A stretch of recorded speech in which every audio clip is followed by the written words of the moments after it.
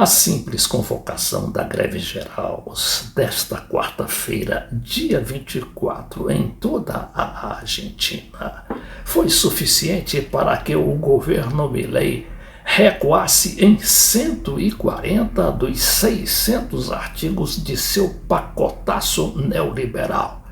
Entre eles está o restabelecimento da correção das pensões dos aposentados pela inflação, como já vinha ocorrendo nos governos anteriores, e também a privatização da YPF, que é a Petrobras deles de lá, que não mais será privatizada.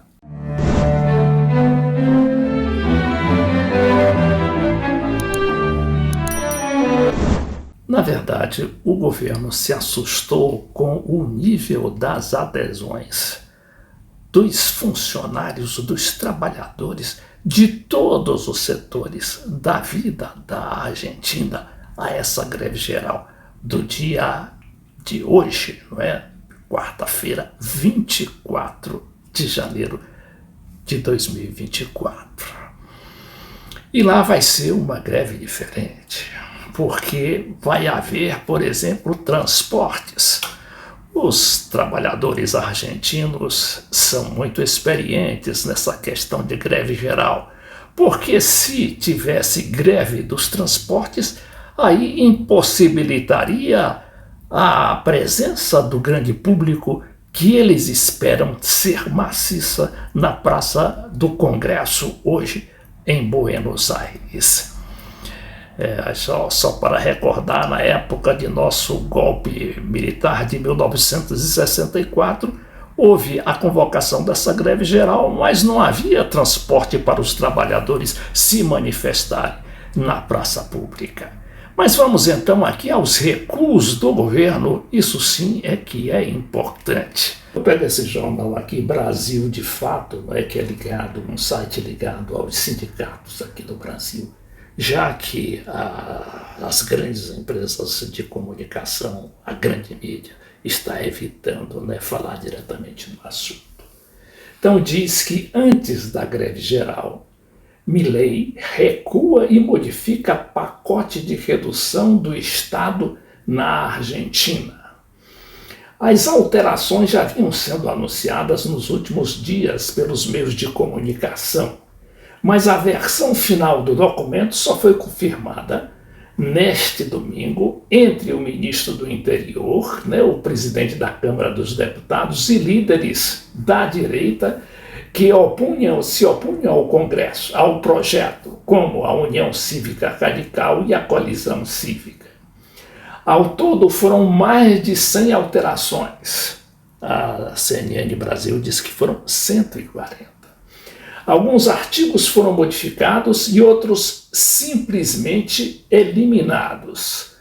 Uma das eliminações que chamou a atenção foi a retirada da petroleira YPF da lista de empresas estatais a serem privatizadas. Se estabeleceu que outras estatais que atuam em ramos estratégicos só podem ser parcialmente privatizadas, o que inclui empresas como a Nucleoelétrica, energia atômica. A gente sabe que a Argentina tem uma grande tecnologia que é própria, própria do Estado e do povo argentino, mas que estava sendo ali entregue ao grande capital e aos amigos do governo.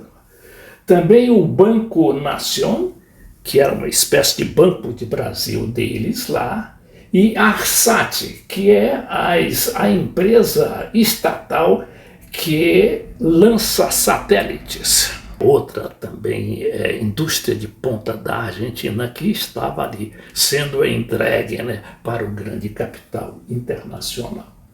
Setores de esquerda defenderam a presença da empresa Aerolíneas Argentinas nesta lista, mas não tiveram sucesso. Também foi removido o polêmico artigo que previa a obrigação de autorização policial para qualquer congregação, ou seja, qualquer reunião, ali na praça pública, de 3 pessoas, no máximo 4 pessoas, teria de ter a permissão pela polícia. Isso também foi removido, não é? Eles ainda conservaram nesse decretaço a filmagem dos manifestantes, né, justamente para a polícia perseguir depois. Mas já houve uma decisão judicial lá, parece, uma juíza federal da cidade de Mar del Plata, que proibiu o governo de realizar essas filmagens dos manifestantes. O governo de extrema-direita também desistiu de impulsionar uma mudança na composição da Câmara dos Deputados.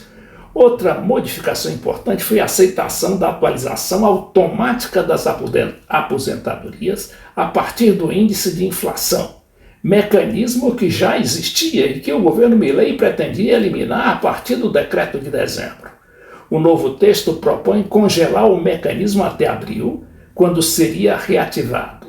Essas e outras dezenas de modificações buscam permitir a conformação de uma maioria entre os partidos. A jornalista Luciana Tadeu, que é correspondente da CNN Brasil na cidade de Buenos Aires, tem mais detalhes sobre esses recuos do governo. Aumentos da aposentadoria a partir de então. Isso foi muito rejeitado e agora a aposentadoria vai ser reajustada de acordo com a inflação, que a gente sabe que aqui na Argentina é altíssima, chegou a 25,5% em dezembro, a inflação anual mais de 200%, então aposentados aí, essa questão da aposentadoria vai ser discutida depois em sessões normais e não nesse mega projeto de lei que é chamado de lei ônibus, porque várias áreas entram, são muitos artigos e ele tem que ser aprovado inteiro na mesma sessão. Então por isso é chamado de ônibus, porque ele leva tudo junto em uma só lei. O governo também teve que retroceder na ideia que tinha de fazer uma reforma eleitoral por meio desse projeto de lei. Eles queriam eliminar as eleições primárias, por exemplo. Isso vai ser discutido depois em sessões, mas não dentro desse megaprojeto. Outra questão em que teve que retroceder, a questão dos poderes especiais. O governo pedia 2 anos de poder. Olha aí. Outra questão importante aqui, que são dos poderes especiais, ou seja, o governo queria agir apenas por decreto, sem ouvir o Congresso, em todas as matérias, incluindo defesa, né, a questão social e a questão econômica. Ele queria 2 anos e mais a prorrogação de mais 2 anos, seriam 4 anos no total de governo excepcional, ou seja, ditadura mascarada. Poderes especiais com atribuições do Legislativo com a possibilidade de prorrogar por mais 2 anos. Agora, com esse novo projeto enviado ao Congresso, é 1 ano de poderes especiais, com a possibilidade de prorrogar por mais 1 ano e já não para poder legislar em todas as áreas. Eles não vão poder, por exemplo, usar esse argumento de que o país está em uma emergência em questões de defesa, em questões sociais, por exemplo, ele não vai ter esses poderes especiais nessas áreas. Então, mas o importante também é que essa greve ela é muito bem organizada, né? O peronismo realmente tem uma estrutura e uma tradição muito grande, né? São 70 anos de lutas sociais ali. E eles cuidaram bastante para que essa greve não comece às 0 hora do dia de quarta-feira, dia 24, mas às 12 horas, meio-dia, quando já esperam os organizadores dessa greve que os manifestantes, que a população em geral possa acorrer à Praça do Congresso, lá no centro de Buenos Aires. Se espera este paro que vai iniciar às 12 del mediodía e hasta la medianoche.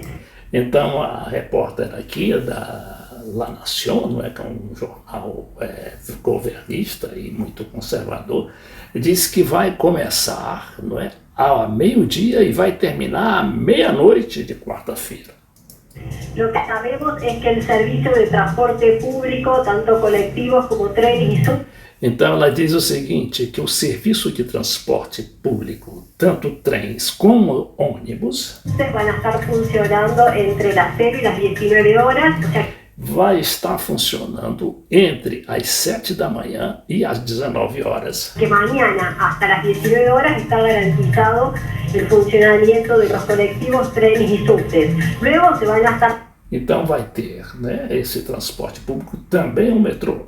plegando a la medida de fuerza. As fábricas não, as fábricas estarão fechadas a partir das 12 horas. Hasta la medianoche. Ayer se conoció un importante comunicado de prensa del Ministerio de Seguridad, donde tuvieron reuniones con los diferentes sectores y trazaron algunos de los puntos de cómo va. Tá aí. O Ministério da Segurança, que é dirigido por aquela neoliberal, né, a Patrícia Bullrich, uma ex-militante da esquerda, motoneira, que virou, de repente, né, mais arraigadas líderes direitistas do país. Ela é ministra da Segurança e havia proposto todas aquelas leis, né, que ela chamou de protocolo, né? Ali tinha filmagem de todo mundo e a obrigação filmar todo mundo e também proibir qualquer tipo de manifestação com mais de 3 pessoas. Se as pessoas resolvessem enfrentar aquela lei, seriam então enquadradas.